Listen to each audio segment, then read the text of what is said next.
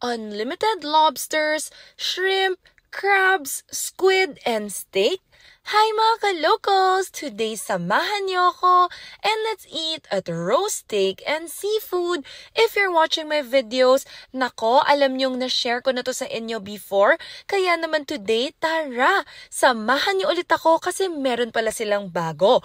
Alam niyo ba, they have na pala only lobsters as well.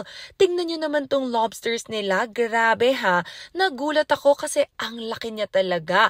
It's not your ordinary lobster kasi it's very siksik and yung laman niya, my gosh, very fresh mga ka-locals. Tapos eto, yung crabs naman niya, na bet ko rin. Alam nyo, napansin ko, very fresh talaga yung seafood nila here. Especially when you get pa their Cajun sauce. My gosh, lalong sumasarap mga ka-locals. Tapos eto, yung only steak din nila.